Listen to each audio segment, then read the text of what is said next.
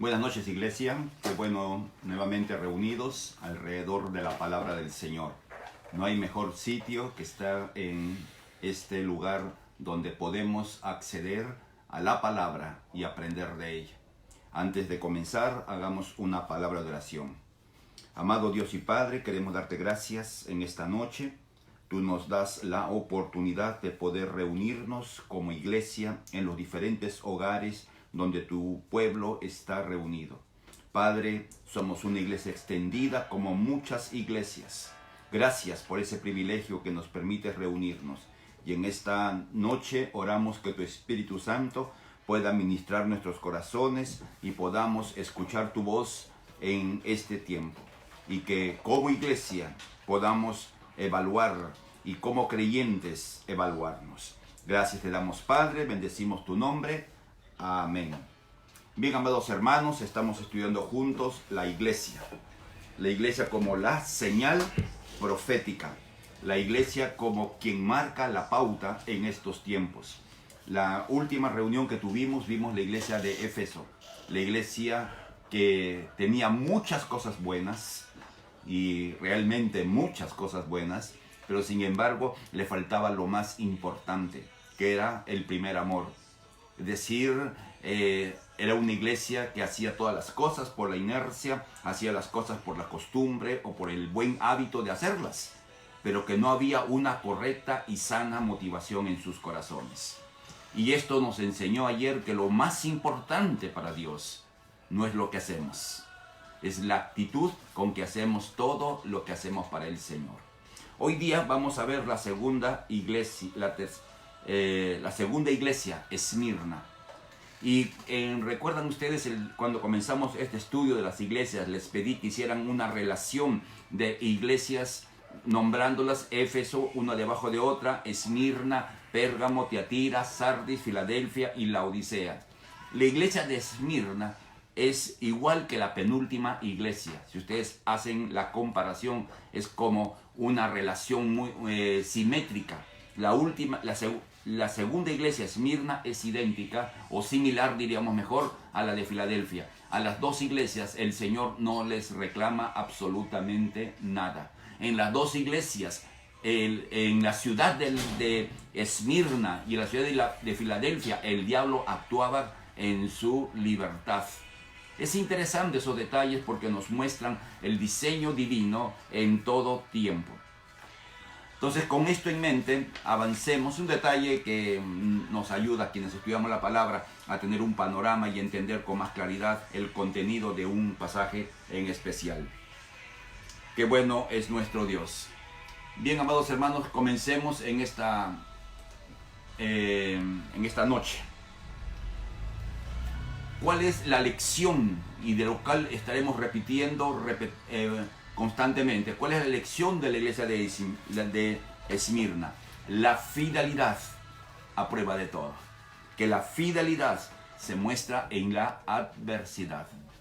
Ser fiel en los tiempos difíciles es una manifestación de que realmente somos personas fieles.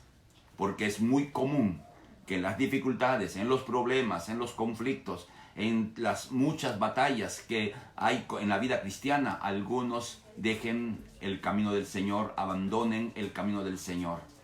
Por eso la fidelidad se muestra en el tiempo de la adversidad. Esta ciudad, veamos un poco acerca de la ciudad, era una ciudad muy famosa. Por ejemplo, aquellos que han conocido un poco de historia, recuerdan a Homero, de la Ilíada, de la Odisea. Él nació en esta ciudad y era una ciudad muy hermosa, junto con Éfeso y con Pérgamo, en las ciudades que batallaban entre ellas cuál era la más importante, cuál era la más sobresaliente. Y de hecho la ciudad de Pérgamo era una ciudad muy preciosa, era llamada la corona de Asia por la belleza que tenía esta ciudad.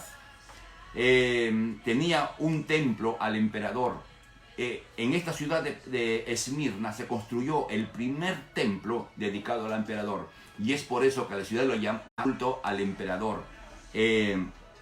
Aparte tenían otros dioses muy diferentes, pero lo que nos interesa es ver este detalle que nos va a hacer entender lo que vamos a ir hablando por delante.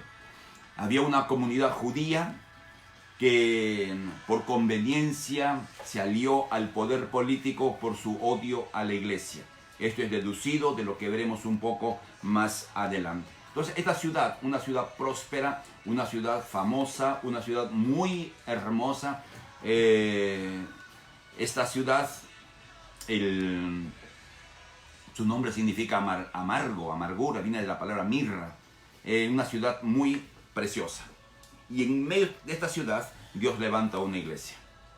En medio de esta ciudad, que veremos que no era nada fácil, Dios levanta una iglesia.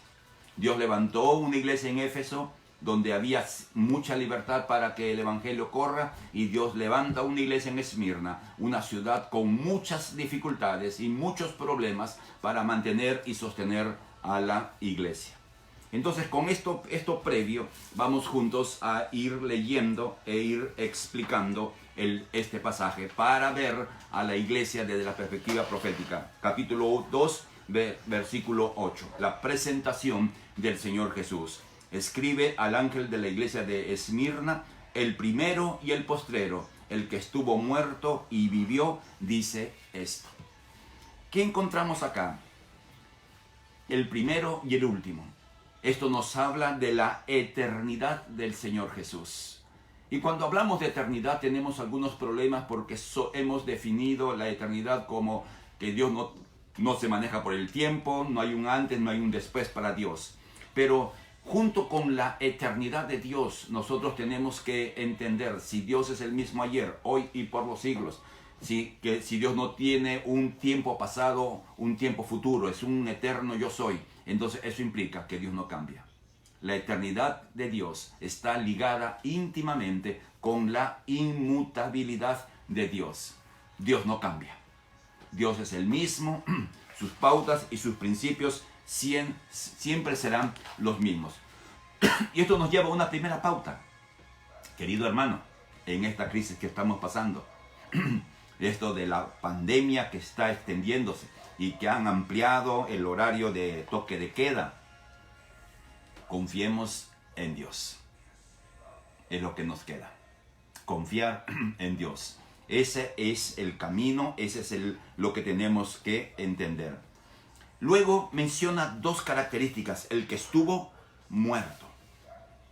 Detengámonos allí. Cuando Jesús murió, sus discípulos perdieron la esperanza. La gente sus apóstoles perdieron la esperanza. Hasta las mujeres que acompañaban a Jesús y que tienen una sensibilidad espiritual y un oído más presto para entender las verdades, lo encontramos en los evangelios. También dijeron, Jesús murió, no hay nada más que hacer. Es por eso que llevaron especias el primer día de la semana, muy temprano, para ungir el cuerpo del Señor, porque supuestamente el Señor había muerto, Jesús había muerto, ya no había nada que hacer. Y así pareciera algunas situaciones. La iglesia de Pérgamo estaba en una situación muy complicada, muy difícil la situación de Pérgamo. Y se parece en cierta medida a la situación que estamos viviendo. Una situación complicada, una situación de crisis, no solamente a nivel de una región, sino a nivel mundial. Cuando escuchamos las noticias ya no sabemos, amado hermano, qué pensar. En todos los países la pandemia se está extendiendo, los contagiados están creciendo, los muertos siguen incrementándose.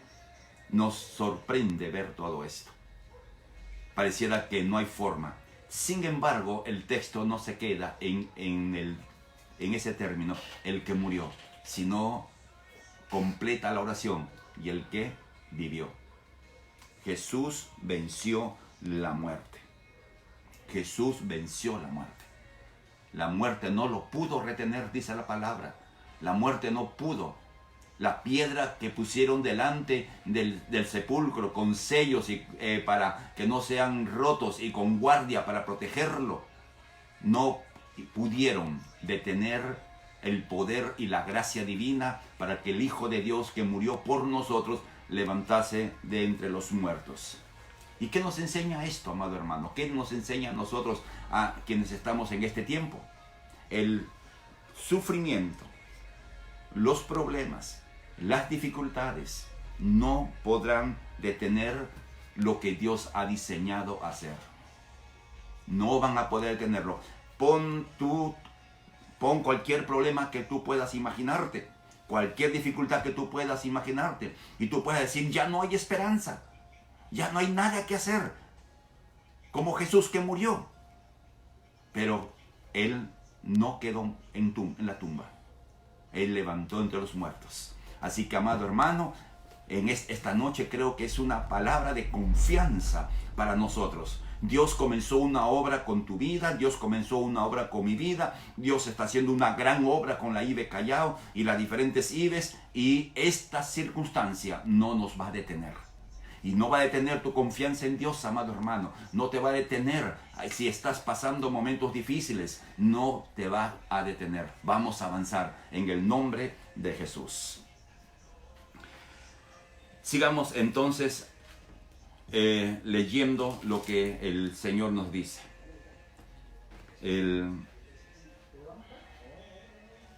La presentación de Jesús. Ahora, acá tengo unas notas. ¿Cuáles eran los ataques que la iglesia recibía? Valen decirlo porque en cierta medida son los ataques que toda iglesia a través de la historia de la humanidad ha sufrido. No, hay dos niveles de ataques: ataques externos y ataques internos. En esta oportunidad no hablaré de los ataques internos, pero sí de los ataques externos. En primer lugar, el poder político. Para que entendamos, estamos hablando de la iglesia de Pérgamo. Era el poder político, como el culto al emperador era algo establecido en la ciudad de Pérgamo y era la guardiana de ese culto. Entonces era era obligatorio tener que adorar al emperador. Y la adoración en aquellos tiempos al emperador no era un problema para la mayoría de la gente, porque cada persona tenía los dioses que quería tener. Adoraba a los dioses que hubieran. Y si había un dios más, no hay problema, un dios más en la lista de dioses a quienes ofrecían incienso, a quienes adoraban. Pero cuando el evangelio llegó a los de Pérgamo y fueron tocados por el Señor, entonces los creyentes se tuvieron esa disyuntiva: ¿a quién debían adorar? Una pregunta, solo estamos transmitiendo por Facebook, no estamos transmitiendo por YouTube. Entonces, el cristiano tenía que decidir: o seguía adorando al Señor, reconociéndolo como el Kyrios, el Señor, o enfrentarse al poder político que le obligaba a adorar. Primera persecución. Y hermanos, esto a través de la historia ha sido el poder político buscando afectar a la iglesia del Señor de una u otra manera. Afectarla de una u otra manera, el poder político. Por ejemplo, en nuestro querido Perú, las iglesias, los templos dedicados a la enseñanza de la palabra, dedicados a presentar y enseñar principios, nos están cobrando servicios de agua como si fuéramos un comercio. Y el costo de agua por comercio se multiplica. Y todos los pastores, ¿no?, estamos en cierta medida preocupados. Algunas iglesias están haciendo un caminar legal para quitar este tipo de cobro abusivo. Pero mientras no haya una ley contraria, tenemos que pagar. El poder político de una manera atacando a la iglesia. En segundo lugar, el aspecto económico. Como decíamos ayer, cada taller tenía su ídolo. Y posiblemente el ídolo central de todo taller era el emperador. Entonces allí iba el hermano, el miembro de la iglesia de Pérgamo, y tenía que adorar. Y si no adoraba, con mucha seguridad perdía el trabajo. Por eso a esta iglesia, como veremos luego, era una iglesia pobre. Y la palabra pobre, ¿qué se usa? es mendigo. Eso lo veremos en un momentito. En tercer lugar, una persecución religiosa de parte de aquellos que decían ser judíos. Aquellos que asumían que eran judíos comenzaron a perseguir de una u otra manera, de repente acusando, de repente buscando maneras de afectar a la iglesia. Y de hecho, la persecución diabólica contra la iglesia del Señor. O sea, una iglesia en medio de un ambiente totalmente contrario. Por eso muchos asumimos que esta iglesia representa la iglesia perseguida, que hoy día en el mundo entero está. Cada día mueren cristianos, hermanos en la fe, son asesinados pastores, son expatriados, salen de los lugares de sus residencias y te van a vivir en campamentos en una situación caótica, muy crítica. Es muy difícil la situación de la iglesia perseguida en el mundo entero hoy en día. En Colombia, en el sur de México, hablando de Latinoamérica, hay persecución contra la iglesia del Señor. Entonces avancemos, la hora siempre corre, y veamos el conocimiento del Señor. Versículo 9. Yo conozco tus obras, y tu tribulación, y tu pobreza, pero tú eres rico, y la blasfemia de los que dicen ser judíos, y no lo son, sino sinagoga de Satanás. Yo conozco, y hemos mencionado que este conocimiento no es un conocimiento superficial, es un conocimiento exhaustivo, un conocimiento profundo, que es conocer el corazón, que es conocer lo que está dentro de. Entonces es el conocer del Señor. Y el conocimiento del Señor no es un conocimiento intelectual, no es como que sabemos la tabla de sumar, de restar, lo sabemos de vaporreta, lo repetimos. No, no es ese conocimiento, es un conocimiento que afecta el corazón. Es un conocimiento que afecta a la persona, en este caso nuestro Dios. Entonces cuando la palabra del Señor nos dice que Él conoce, no solamente que sabe, sino que su corazón es sensible a la situación por la cual está viviendo una persona, y en este caso la iglesia de Pérgamo. La iglesia de Esmirna, disculpen, la iglesia de Esmirna. Yo conozco tus obras, dice, pero no menciona ninguna. No menciona ninguna obra, como en el caso de Éfeso. En el caso de Éfeso, ustedes podemos leerlo rápidamente. Tu obra, arduo trabajo, paciencia, que soportas a los malos, probado lo que dicen ser apóstoles, has sufrido, has tenido paciencia, has trabajado arduamente, etc. Ahí se mencionan las obras, pero en esta iglesia no se menciona qué obras. Entonces, ¿a qué obra se refiere? Y esto es excepcional, amado hermano, para que lo guardemos profundamente en nuestro corazón. Nuestra actitud ante la crisis son obras. Nuestra respuesta a la crisis, esta de la pandemia, o de un problema familiar, o de un problema de salud física, o de un problema financiero, cual fuere nuestra respuesta ante la situación difícil, son vistas por Dios como obras. Porque la reacción frente a la circunstancia nos muestra si somos fieles en medio de la crisis. Como hemos dicho al comenzar, que la fidelidad se muestra en la adversidad. Y lo que a Dios le interesa sobre todo es la fidelidad.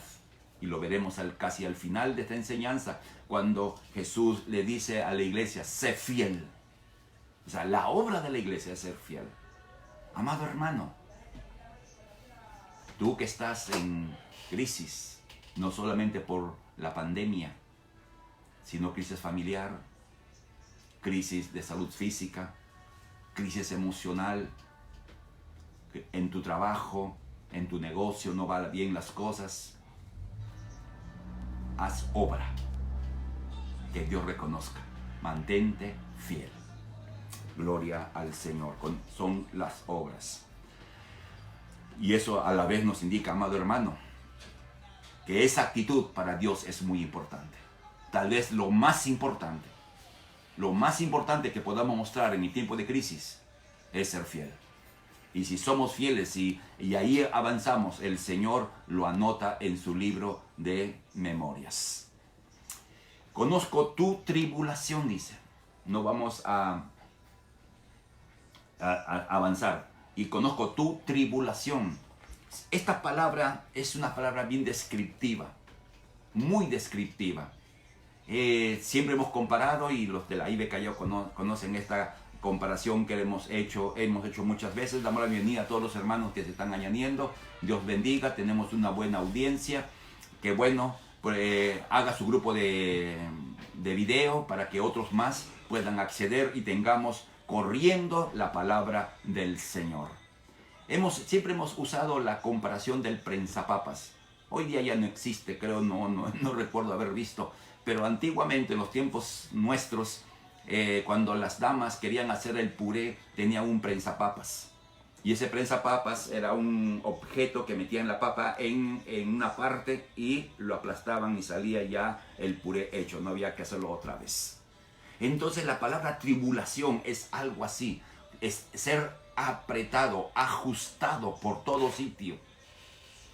Entonces la iglesia era la papa, la tribulación era el prensapapa. En esa situación estaba la iglesia. ¿Qué dijo Jesús respecto a la tribulación? En Juan 15, 18 al 20, Jesús mencionó, en el mundo los va a aborrecer por ser creyentes. Ahora, los creyentes en términos generales somos buena gente. En términos generales tratamos de hacer bien las cosas. En términos generales respetamos las pautas. En términos generales somos buenos trabajadores. En términos generales. Pero sin embargo, a pesar de eso, dice la Biblia que nos van a aborrecer por causa de nuestra fe. No, en Juan 16, 33, un pasaje muy conocido. En el mundo tendremos aflicción. O sea, los creyentes estamos en el prensapapa, el mundo ahí, apretándonos y queriéndonos que dejemos de ser fieles.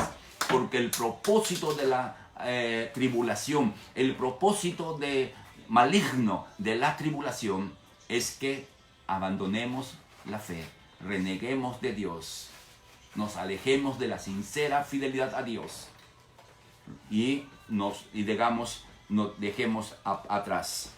La persecución a la iglesia comenzó desde el comienzo de la iglesia. Disculpen, he dicho 2 veces la misma palabra. Comenzó en Jerusalén con la persecución a Pedro y a Juan. Y vemos a través de la historia, el libro de Hechos es un libro donde encontramos constantes persecuciones contra la iglesia. El Saulo, antes de ser apóstol Pablo, fue un perseguidor y un consentidor de la muerte de quienes eran fieles al Señor.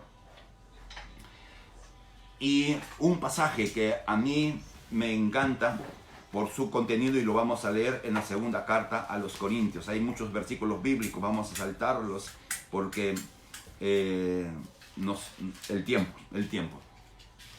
En 2 Corintios capítulo 4, versículo 17, porque esta leve tribulación, no dice fácil tribulación, leve, es decir, corta.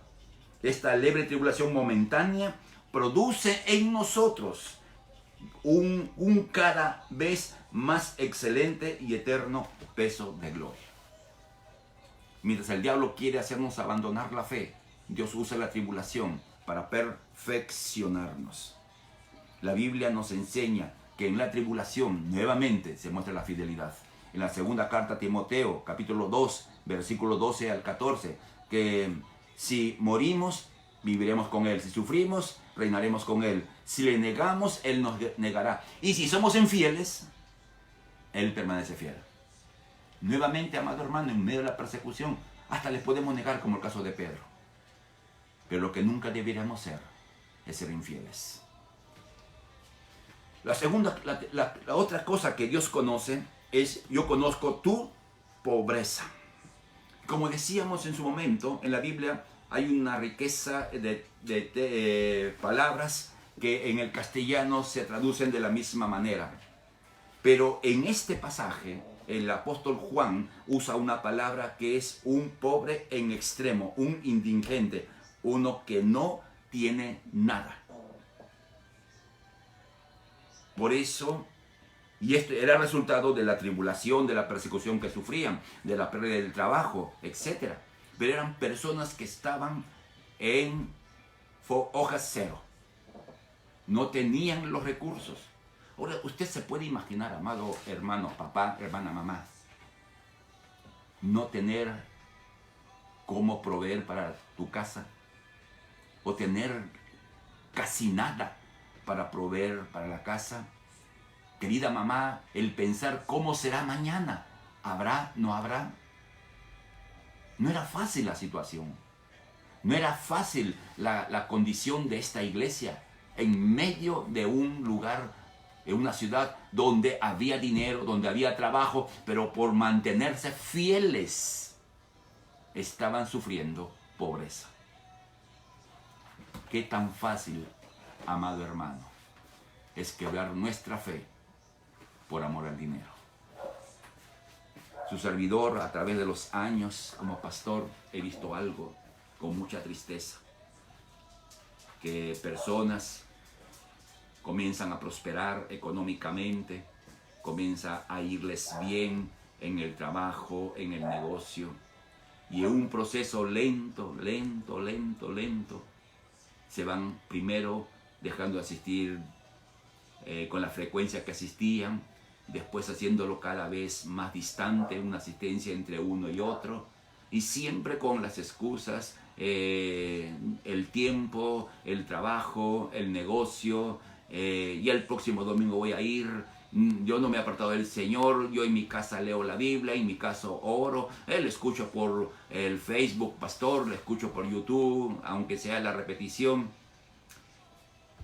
Y llega un momento de tanto alejarse de la comunión de los santos, comienza a tener comunión con los pecadores. Y comienza a retomar antiguas formas y costumbres de vida. Es triste, amado hermano, amar el dinero por encima de amar a nuestro Dios. Seguimos dando bienvenida a los hermanos que se están añadiendo. Dios los bendiga, amado hermano. Dios los bendiga. Qué gusto verles. Qué gusto verles. No, verles no. Saber que están allí. No verlos por fe, diríamos. Gracias al Señor. Y siempre si hay preguntas, hágalo a través del Messenger o a través de WhatsApp. Si hay alguna pregunta que no quede, algo que no queda claro, estamos para responder. Pero en un paréntesis en el libro de Apocalipsis, mientras el Señor está describiendo, como que hace un detente, dice, un momentito, he dicho algo que es cierto, que eres pobre. Tu pobreza, tu extrema pobreza, eso no se puede negar. Pero a mis ojos tú eres rico. Es una paradoja, un pobre que es rico. Es increíble, amado hermano. Entonces, ¿qué nos enseña esto? ¿Cuál es la verdadera riqueza? La verdadera riqueza es aquella que nunca jamás vas a perder. Esa es la verdadera riqueza. Aquello que nunca jamás vas a perder. Tú pon tu billetera o tu cartera encima de la mesa. Ahí pon tus tarjetas de crédito. Ahí pon tu tarjeta de ahorros. Ahí pon tu casa, todos tus bienes. ¿Cuánto nos pueden durar? Hoy lo tienes, mañana no. Pero hay algo que Dios hace en nuestras vidas, lo cual nunca jamás nos será quitada. En Lucas 12:21 dice que podemos ser ricos para Dios. Cuando nosotros servimos al Señor, cuando trabajamos para el Señor, en esto de fidelidad en medio de la crisis, por ejemplo. Cuando hacemos las cosas con una actitud correcta, como vimos en la iglesia de Éfeso. Estamos llevando ofrendas que Dios acepta. Podemos ser ricos en fe, Santiago 2:5. Podemos ser ricos en fe, en fidelidad, en ser confiables. Ricos en fe no tiene que ver con que tú muevas una montaña de aquí a acá. No, amado hermano. Ser ricos en fe es ser confiables. Y que Dios puede decir, en este hijo mío, en esta hija mía, yo confío. Y cuando Dios confía en nosotros, somos ricos en fe, Dios suelta su mano para convertirnos en instrumentos, para convertirnos en sus manos en medio de un mundo como el que estamos viviendo. Podemos ser ricos en buenas obras. 1 Timoteo 6:18 nos enseña que tenemos que ser ricos en buenas obras. Y esto abrimos un pequeño paréntesis. Algunos de nosotros, Dios nos ha permitido tener una pequeña reserva. Y de repente tú tienes también así, querido hermano, una pequeña reserva, un guardadito, como decimos. ¿Conoces a algún hermano en la fe que está pasando muy difícil su situación? ¿O conoces a alguien que no sea creyente, que sea alguien conocido tuyo, que viva cerca de tu casa, a quien tú puedas extender misericordia? Si puedes hacerlo, amado hermano, hazlo. Y te haces rico en buenas obras. Y hay una riqueza en el cielo. Haceos tesoros en el cielo, dijo Jesús. Y hacer tesoros en el cielo, ¿qué nos indica, amado hermano? Algo muy simple. Estamos depositando en el cielo, en una cuenta. Espero que todos lleguemos y cuando pasemos nuestra tarjeta celestial en el banco celestial y veamos nuestro estado de cuenta, podamos tener abundancia. Y la riqueza en el cielo no es para presumir, la riqueza en el cielo no es para mirar por encima del hombro a otro que de repente no lo es. La riqueza que Dios nos permite acumular en el cielo es para que esas riquezas sean la ofrenda de gratitud a Dios por lo que Dios hizo por nosotros. Aleluya. Sigamos. Entonces, ricos. La verdadera riqueza, anótalo hermano, la verdadera riqueza es sencillamente aquella que nunca lo podemos perder, aquello que nunca podremos perder, aquello que permanecerá en esta vida y en el más allá, en la eternidad. Esa riqueza la tengamos. Gloria a nuestro Dios. Sigamos leyendo lo que dice el apóstol Juan o el Señor Jesús a través del apóstol Juan a esta iglesia. Y él conoce la blasfemia de los que dicen ser judíos y no lo son. Blasfemia es una palabra que implica hablar mal, mentir, decir una cosa que no es cierto. Y ahí entra calumnias, entra todo lo que tenga que ver con palabras que no son adecuadas. Y aquí menciona una expresión de los que dicen la blasfemia, venían de los que decían ser judíos y no lo son. Aquí tenemos dos opciones. En primer lugar, pensar que no eran judíos de nacionalidad, que pasaban por judíos pero no lo eran. Tal vez no sea exacto, pero es una alternativa. Pero podríamos pensar con mayor propiedad que eran judíos de nacionalidad, pero no eran judíos según Dios. En Romanos 9, el 6 y el 7, dice que no es judío el que desciende de Abraham, según la carne, no es judío. O sea, puede ser judío de nacionalidad, puede ser judío cuya antepasados sean judíos, hijos de judíos y así, hasta Abraham de repente haciendo una relación hacia atrás. Pero Pablo nos enseña de que no es judío solo el verdadero judío, el que nace en esta identidad cultural, en esta identidad racial. ¿Y por qué? ¿Por qué no son judíos? Pablo responde en estos capítulos 9, 10 y 11 que son preciosos. Romanos 9, 10, 16 nos dice porque no obedecieron al evangelio. Entonces no son judíos según Dios porque no obedecieron al evangelio. Es decir, no reconocieron a Jesús como Señor, escogieron a otro rey que no era el rey de reyes. Entonces ellos no son judíos en el sentido exacto de la palabra. Entonces la pregunta surge, ¿ellos han sido desechados? ¿Israel ya no es pueblo de Dios? Hay una corriente teológica o una idea, diríamos, no corriente, una idea teológica de que Dios ha desechado para siempre a Israel. Pero Romanos 11, del versículo 1 al 4, dice, ¿ha desechado Dios a su pueblo? No, Dios tiene un remanente. Y un día Israel, en un día Israel será salvo. Eso es en el futuro. Entonces, estos judíos, que en apariencia externa lo eran, a los ojos de Dios no. Por eso, amado hermano, las etiquetas que uno se pone no explican o no reflejan lo que somos por dentro. Uno puede ponerse una etiqueta, yo soy buen cristiano, soy buen papá, buen esposo, buen hijo, soy buen, etc. Es la etiqueta que nos podemos poner. Pero Dios, que examina por dentro, dice, no, esa etiqueta no dice lo que realmente eres. Si el Señor pudiera escribir lo que ve por dentro, ¿qué crees tú, qué creo yo que Dios escribiría?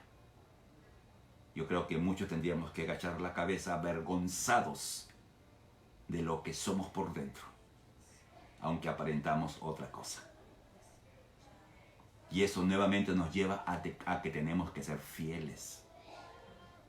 Luego debemos ser íntegros en nuestro diario vivir.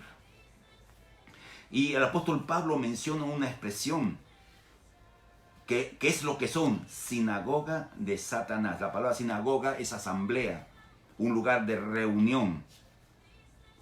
Ahora, cuando se menciona sinagoga de Satanás, tenemos que eliminar un concepto de que era un culto satánico. Porque si eran judíos de nacionalidad, ellos adoraban al Dios de Abraham, Jacob, Isaac. Tenían todo el Antiguo Testamento en rollos. Y posiblemente, como era una iglesia próspera y los judíos son buenos negociantes, posiblemente eran prósperos, entonces tenían todo el Antiguo Testamento, la ley, los escritos y los profetas. Tenían todo. Entonces no es que ellos iban y hacían cultos al diablo, a Satanás. No tenían que hacerlo culto. Tenían que ser solamente instrumentos del diablo para perseguir a la iglesia, para blasfemar de la iglesia, para hablar mal de la iglesia. La palabra Satanás es adversario. Entonces esto nos lleva, amado hermano, a tener mucho cuidado de hablar de otra congregación, porque no hace las cosas. Hablo de una iglesia cristiana, no hablo de sectas, hablamos de iglesias cristianas que de repente tienen algunas formas que no estamos acostumbrados o que nos parecen que no están bien, y comenzamos a blasfemar en el sentido de hablar mal de una iglesia, hablar mal de una congregación. En ese momento en que nosotros hablamos sin conocimiento de causa, hablamos por lo que pensamos o por lo que nos parece, estamos siendo parte de una asamblea, de una sinagoga de Satanás, de los adversarios. En una oportunidad, uno de los apóstoles le dijo a Jesús: mira, Jesús, hemos visto por ahí un personaje que está echando fuera demonios, está predicando en tu nombre, y le hemos prohibido porque no viene detrás de mí. Y el Señor Jesús no les dijo: bien, muchachos, qué bien que cuiden mis espaldas, qué bien que ustedes cuiden el prestigio de mi nombre. No, Jesús le dijo: déjenlo, porque el que conmigo no es contra mí. De repente somos tan fáciles de condenar a otros. Y recordemos, amado hermano, que todos tenemos un techo de cristal. Todos. Entonces, en el caso específico de la iglesia de Pérgamo, los judíos eran instrumentos para hablar mal de la iglesia. Podemos hacer una imaginación que eran quienes llevaban cuentos, historias, mentiras, falsedades al gobierno o al procurador, al que estaba gobernando la ciudad, o que esparcían entre el pueblo: oye, mira que los cristianos dicen que comen carne y la sangre, entendiendo mal lo que es la cena del Señor, que tendremos el domingo, por cierto. Entonces, blasfemando. Y eso hacía que el pueblo y la autoridad se levante en contra de la iglesia. Amado hermano, cuidémonos de no ser ligeros en tirar piedras a lugares donde no debemos. Avancemos. Luego el Señor da un consejo. No tengas miedo lo que vas a padecer. Detengámonos. Ya están atribulados. Ya están en tribulación. Le dice, miren muchachos, no teman. Entonces, y si yo escuchar ella, no temo la tribulación que estoy pasando. No, dice, no temas lo que vas a padecer. O sea, encima de la pandemia, otra más. Y uno dice, ¿qué tipo de consuelo, no? ¿Qué tipo de consejo? Disculpen. La palabra de Dios siempre es dicha de acuerdo a la realidad presente y de acuerdo a lo que va a pasar mañana. Amén. La palabra de Dios trata con la realidad presente y lo que va a pasar mañana. Y Dios nos está hablando, por ejemplo, para hoy. Confiemos, y está hablando para mañana también. Seamos fieles. Miren, ¿y qué cosa es lo que van a pasar? No temas. No temas lo que vas a padecer. Amado hermano, la vida cristiana es una vida de batalla constante. Es una vida difícil en el sentido de el costo que tenemos que sobrellevar por mantener integridad en donde vayamos.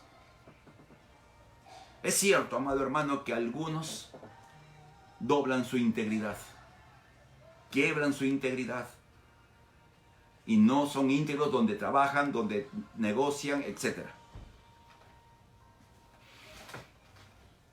Pero no debiera ser así.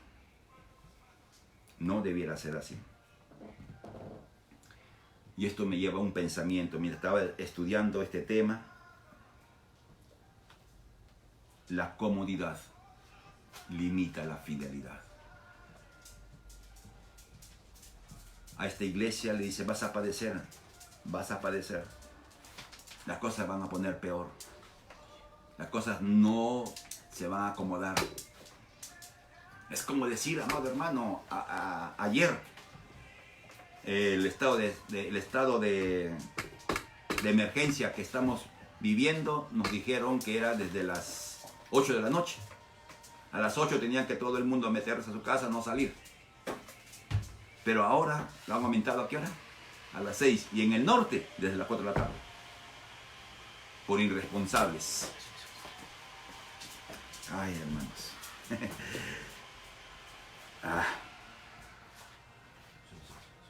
¿Se da cuenta usted, querido hermano, que esta crisis nos lleva a orar todas las mañanas?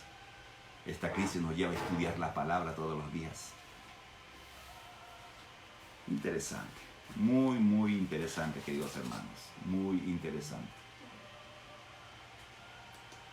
Gracias, Señor. Y dice, sigue diciendo, he aquí, ya vamos, lleguemos, ubiquémonos. He aquí, dice, el diablo echará a alguno de vosotros en la cárcel. Y aquí entramos en un conflicto. Una iglesia sufriente, una iglesia pobre y fiel, porque el Señor no le reprocha absolutamente ninguna falta. No le reprocha falta. Y le dice, el diablo lo va a meter a la cárcel. Yo estuve dándole vuelta a este concepto, amado hermano, y parte de la mañana estuve dándole vueltas, pidiéndole a Dios que dé sabiduría. Porque tenemos un concepto que es correcto y bíblico, que el diablo actúa en contra de una iglesia o de un creyente o de una familia si hay puertas abiertas. pero pareciera que esta iglesia no tenía puertas abiertas. Parecía, porque no hay ¿qué les digo? Una razón. Eso me llevó, amado hermano, que algunos ataques malignos, satánicos, no son por la conducta de uno, sino por la conducta de otros. ¿Me dejé entender? Voy a leerlo porque lo noté. Implica que algunos ataques no son resultados de la conducta de uno, sino por culpa de otros. Porque en este caso, ¿quién atacaba a la iglesia? ¿Quién atacaba a la iglesia? Los que decían ser judíos. ¿Quiénes blasfemaban, hablaban mal de la iglesia? Los que decían ser judíos. Y eso dio fuerza para que el adversario, por la actividad de este grupo, tuviera la oportunidad de echar a la cárcel a creyentes. El grupo de judíos en confabulación con el poder político, porque el poder político era el que tenía la capacidad de meter a la cárcel a las personas. Entonces eso nos llevó, amado hermano, me llevó a pensar. Cuando veamos sufrir a alguien, cuando veamos pasar algo, sea lo que fuere, no seamos ligeros, decir, ¿qué puerta habrás abierto? O aunque no lo digamos, estemos comentando con otros, mira Juan, mira lo que le pasó a Juan, mira lo que le pasó a María, mira lo que le pasó a fulano, sutano, mira qué puerta habrá abierto, qué pecado escondido tendrá. De repente es la actividad maligna alrededor de esa persona. Así que, amado hermano, Dios nos da sabiduría y nos va enseñando cada día. Así que si por alguna razón, amado hermano, hemos sido ligeros en juzgar al que sufre, arrepintámonos y pidamos perdón a Dios y pongamos un sello en nuestra boca. Ahora, si tú sabes que sabes y que sabes porque sabes, tienes evidencia de que la persona que está sufriendo ha hecho algo indebido, eso no te califica para que lo condenes. Eso te califica a ti para que intercedas. Amén. Ok. Amén, dice alguien ahí. Qué bueno. ¿Van a ser echados dónde? En la cárcel. Gracias a Dios, amados hermanos, en el Perú no nos meten a la cárcel por predicar el evangelio. No nos meten a la cárcel por ser fieles. Gracias a Dios, amado hermano. Pero hay otras cárceles. Los limitantes que el enemigo ponga. Ahora, es interesante lo que sigue diciendo. Bueno, todo es interesante de por hecho. Para que seáis probados. ¿Para qué el diablo mete en la cárcel a alguien? ¿Para qué el diablo confabula contra una iglesia? Contra un ministerio, contra un creyente, contra un niño, un adolescente, un joven, un anciano, contra los pastores. ¿Por qué confabula y busca limitarnos?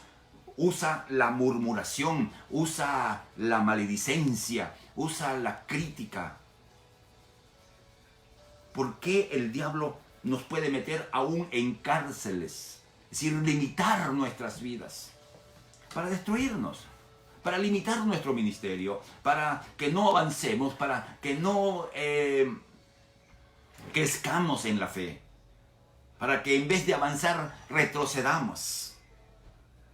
Es la estrategia maligna. Voy a ponerle golpe, voy a ponerlo en el prensapapas para que se queje de Dios, para que hable mal de Dios, para que reniegue de Dios. Pero Dios dice, para ser probado. Y esto de ser probado automáticamente nos hace recordar, primera de Pedro, el capítulo 1 creo que es, el versículo 6 y 7, que nuestra fe es probada, como el oro. Ahora, el oro se le pone en el horno a una altísima temperatura, primero para purificar, sacar toda la impureza y darle mayor calidad, y para que el oro sea más puro.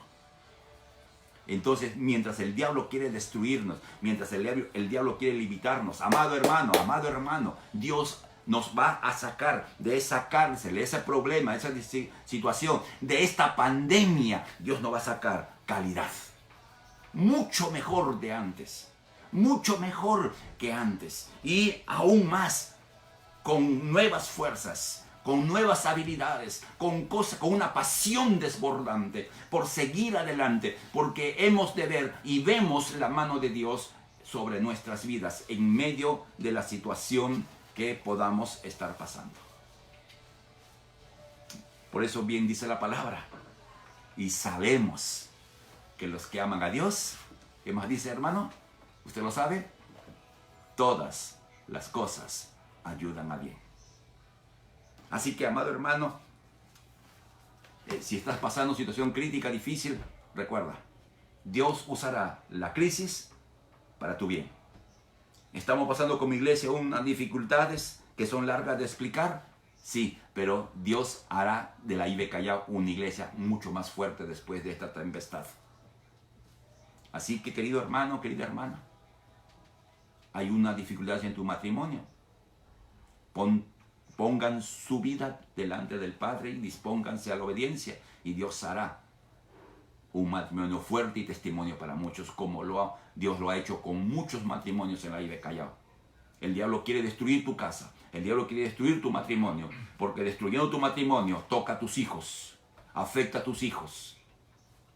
Entonces, amado hermano, en medio de la tribulación, en medio de las dificultades, levántate, sigue firme, sigue fiel, porque Dios hará cosas buenas y grandes en tu vida y a través de tu vida. Sigue diciendo la palabra, y tendréis tribulación por 10 días. 10.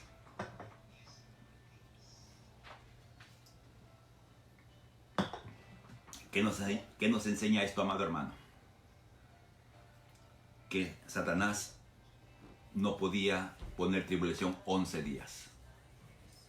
10 días. 240 horas. Ni un minuto más. Porque Dios pone un límite al adversario para que no haga más de aquello que Dios le permite. Hay un límite divino a la actividad maligna. Sea por culpa nuestra o sea por culpa de terceros, Dios pone un límite. Y como dice la palabra, el libro de Salmos, que Dios pone, el profeta, alrededor de la vida de uno, una muralla de fuego. Y ahí estamos en el centro, asegurados. El diablo podrá afectarnos hasta cierto tiempo, el diablo podrá afectarnos hasta cierto lugar, y ahí se acaba todo. Aleluya. Aleluya. Frente a lo que a la iglesia iba a pasar, persecución, más tribulación, 10 días de cárcel, etc. Hagamos un pequeño paréntesis para avanzar antes de ir ya casi terminando. Estos 10 días, algunos lo han entendido como las 10 grandes tribulaciones que la iglesia apostólica sufrió en los primeros siglos, en los primeros 300 años. Y es aceptable, pero no solamente ha habido tribulación en la iglesia apostólica. A través de los siglos, a través de la historia de la iglesia siempre ha sido perseguida. Y algunas persecuciones crueles, muy crueles. Hoy día la iglesia está siendo perseguida. Y hay muchos creyentes que están en la cárcel por causa de la fe. Y debemos orar por ellos, por cierto. Entonces, ante esa circunstancia, como les decía, ¿qué cosa le dice el Señor? ¿Qué cosa le dice el Señor a esta iglesia que está sufriendo y que va a sufrir? ¿Qué nos dice el Señor a nosotros que hemos pasado a la mar y morena quizás ayer y todavía viene más adelante? ¿Qué nos dice el Señor? Sé fiel. Sé fiel. Por eso, amado hermano, la fidelidad se muestra en medio de la adversidad. Este tiempo de crisis peruana, de crisis mundial, tenemos la oportunidad de ser fieles. ¿Cuánto decimos amén? Hasta aquí lo escucho. Ser fiel hasta la muerte. Que nada nos cambie. Lo que le está diciendo, querida iglesia, en la cárcel algunos van a morir. Y la muerte es lo más que el adversario puede hacer con nosotros. Es lo que más puede hacer la adversidad con nosotros, quitarnos la vida física. Es lo más que nos puedan quitar. Pero lo que no nos pueden quitar, y no nos debe quitar ni el problema, ni la dificultad, ni las circunstancias horribles que pudiéramos pasar, nuestra fidelidad a Dios. Porque dice la palabra en el pasaje que hemos leído de Timoteo, si somos infieles, Él permanece fiel. Y si somos fieles, Él sigue siendo fiel. Entonces, amados hermanos, vamos a pasar difíciles situaciones. Va a haber conflictos posiblemente delante de nuestras vidas. ¿Qué tenemos que hacer? Ser fieles. Ser fiel hasta la muerte. Y dice, y yo te daré la corona de vida. ¿A qué corona se refiere? En la Biblia hay varias coronas. Es la corona que llevarán aquellos que sufrieron por causa de Cristo y se mantuvieron fieles. Es como una diploma que recibirán algunos que pasaron por el valle del sufrimiento y no negaron su fe. Aquellos que pasaron de todo y en la peor crisis de su vida, aún frente a la muerte, mantuvieron su fidelidad al Señor. Y Dios le dará una recompensa. Fiel. Corona de vida. Aleluya. Aleluya. Y el Señor termina diciendo, el que tiene oído para oír, oiga lo que el Espíritu dice a las iglesias. Se da cuenta que este mensaje no es a la iglesia, sino a las iglesias, para todas las iglesias. El que venciere. Ayer decíamos, la victoria está a nuestro alcance. Es decir, amado hermano, tú puedes ser fiel en medio de la crisis que estás viviendo. Tú puedes ser fiel en medio de esta pandemia que estamos sufriendo. Tú puedes ser fiel si mañana las cosas empeoran, podemos ser fieles. Es determinar, poner nuestros conceptos de lado, poner nuestra confianza en el Señor. Y si tuviéramos que padecer algo, aún padeciendo, Señor, no entiendo por qué estoy padeciendo, pero sé que tú harás algo bueno en mi vida y algo bueno a través de mi vida. Tenemos que ser fieles, porque el que venciere, dice, no sufrirá daño de la muerte segunda. ¿A qué se refiere esto? Cuando uno pasa crisis, amado hermano, uno como que duda, y el diablo sabe meter esas dudas, por cierto, si realmente Dios nos ama. Porque la ecuación que el diablo mete es, si Dios te ama, ¿por qué sufres?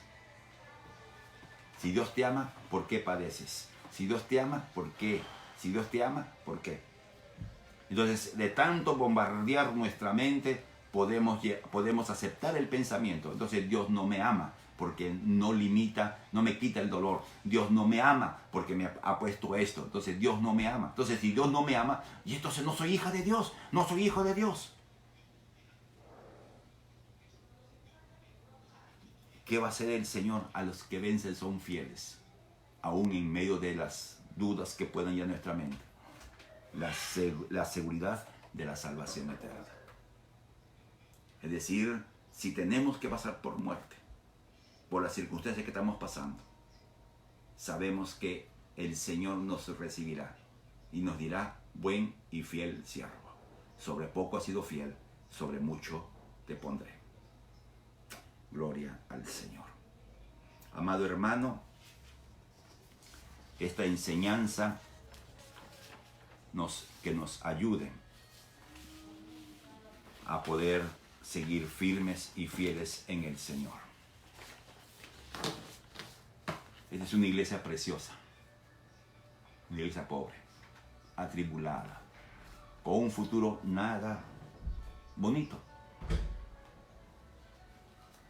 No interesa lo que pase mañana, amado hermano. El Señor nos tiene de la mano. No interesa si las cosas se empeoran. El Señor nos tiene en su mano.